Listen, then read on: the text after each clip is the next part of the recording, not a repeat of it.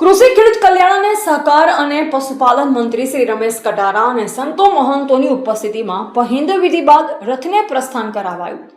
દાહોદ જિલ્લાના ફતેપુરા તાલુકા ખાતે કૃષિ ખેડૂત કલ્યાણ અને સહકાર પશુપાલન મંત્રી શ્રી રમેશભાઈ કટારાએ રથયાત્રાનું સંતો મહંતોની ઉપસ્થિતિમાં રથને પ્રસ્થાન કરાવાયું હતું।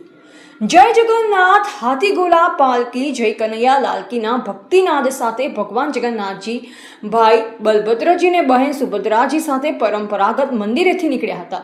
ફતેપુરા તાલુકાના ભાવિ ભક્તોમાં રથયાત્રા નીકળવાનો એક અનોખો ઉમંગ જોવા મળ્યો। આ પ્રસંગે મંત્રી શ્રી રમેશભાઈ કટારાએ જણાવ્યું હતું કે ભગવાન પોતે આજે નગરજનોના ક્ષેમ કુશળ પૂછવા સામેથી લોકો વચ્ચે આવ્યા છે। ભગવાન જગન્નાથજીની રથયાત્રા રંગે ચંગે નીકળી છે ત્યારે ફતેપુરા ભક્તિમય બન્યું છે અને સૌ ભક્તોમાં અનેરો ઉત્સાહ જોવા મળી રહ્યો છે। અહેવાલ વિપુલ પ્રજાપતિ, ફતેપુરા, દાહોદ।